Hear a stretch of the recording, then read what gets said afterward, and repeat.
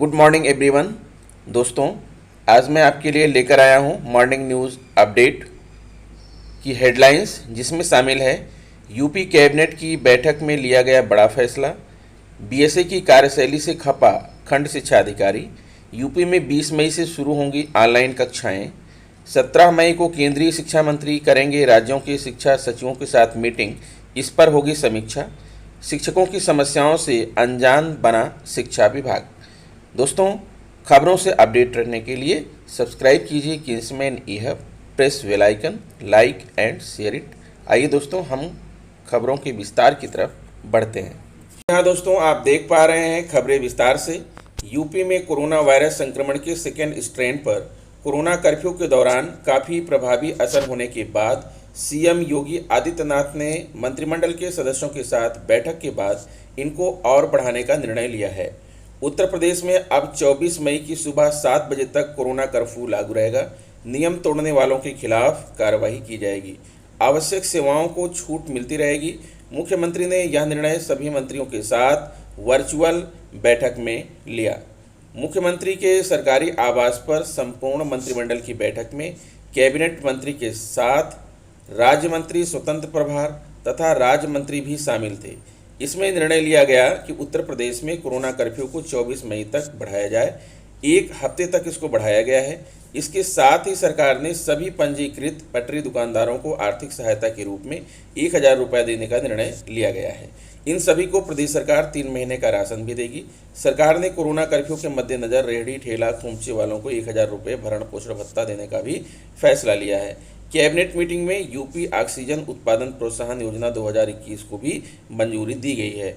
निजी अस्पतालों पर शिकंजा। इसके साथ ही प्रदेश सरकार ने सभी कोविड संक्रमितों का उत्पीड़न रोकने के लिए बड़ा फैसला लिया है।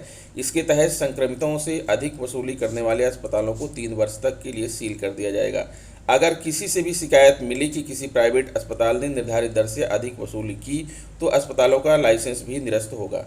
योगी आदित्यनाथ मंत्रिमंडल बैठक में गरीबों को 1,000 रुपया महीना भत्ता तथा मुफ्त में राशन देने के साथ ही 18 वर्ष से ऊपर के लोगों को निःशुल्क वैक्सीन लगवाने पर मुहर लगी।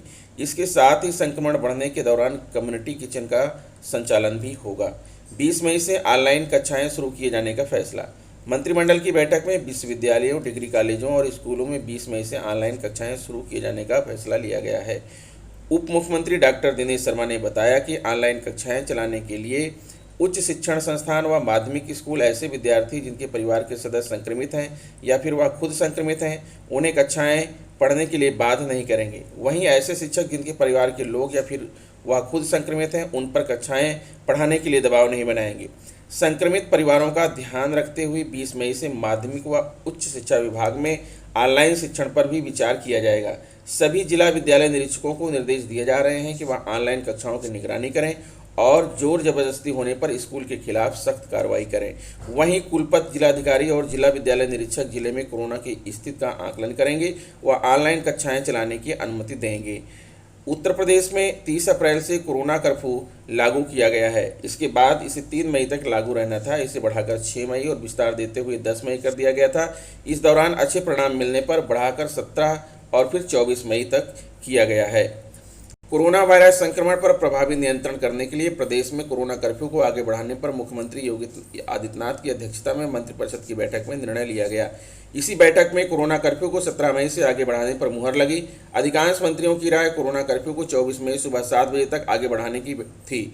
बैठक में प्रदेश में कोरोना वायरस प्रबंधन पर योजना बनाने के साथ ही कोरोना कर्फ्यू को 1 हफ्ते तक आगे बढ़ाने को लेकर मुख्यमंत्री योगी आदित्यनाथ ने मंत्रियों से राय ली। इस बैठक के बाद आने वाले निर्णय पर सर्वसम्मति से फैसला लिया गया। माना जा रहा था प्रदेश में कोरोना कर्फ्यू को 24 मई सुबह 7 बजे तक बढ़ाया जाएगा। अभी कोरोना कर्फ्यू 17 मई की सुबह 7 बजे तक है।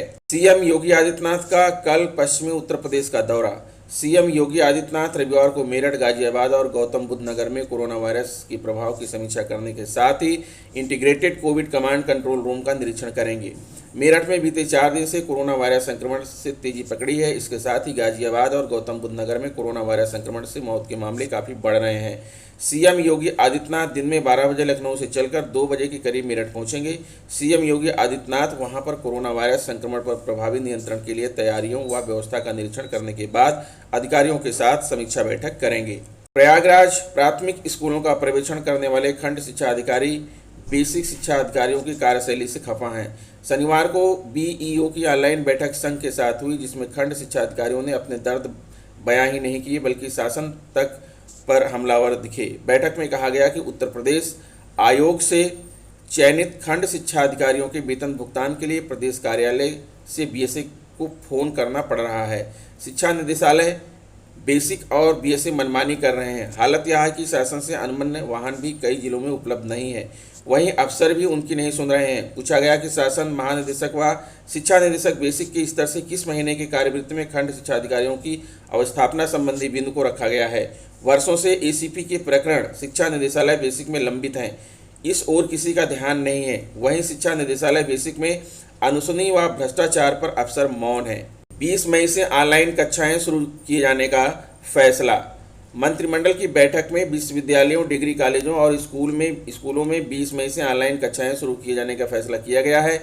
उप मुख्यमंत्री डॉक्टर दिनेश शर्मा ने बताया कि ऑनलाइन कक्षाएं चलाने के लिए उच्च शिक्षण संस्थान व माध्यमिक स्कूल ऐसे विद्यार्थियों जिनके परिवार के सदस्य संक्रमित हैं या फिर वह खुद संक्रमित हैं, उन्हें कक्षाएं पढ़ने के लिए बाध्य नहीं करेंगे।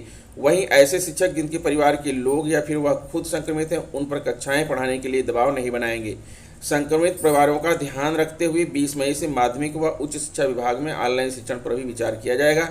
सभी जिला विद्यालय निरीक्षकों को निर्देश दिए जा रहे हैं कि वह ऑनलाइन कक्षाओं की निगरानी करें और जोर जबरदस्ती होने पर स्कूल के खिलाफ सख्त कार्रवाई करें।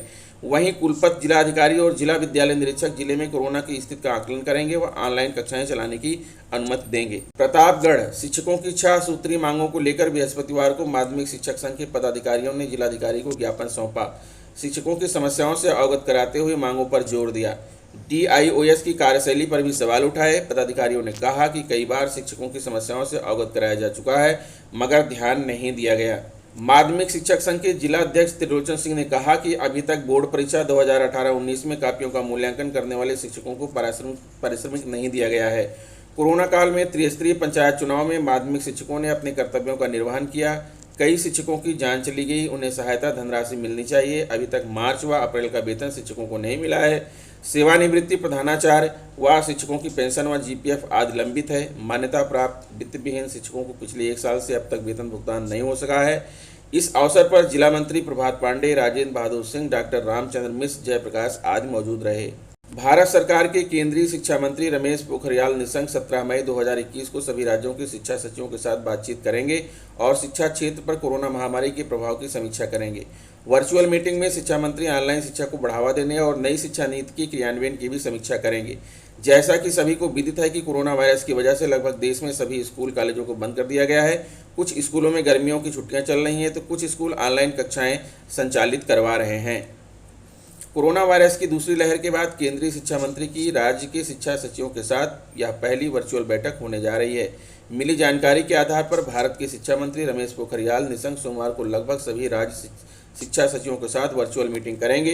वर्चुअल मीटिंग में कोरोना महामारी का शिक्षा पर प्रभाव, ऑनलाइन शिक्षा को बढ़ावा देना, नई शिक्षा नीति का कार्यान्वयन और राज्यों द्वारा की जा रही तैयारी पर बातचीत हो सकती है।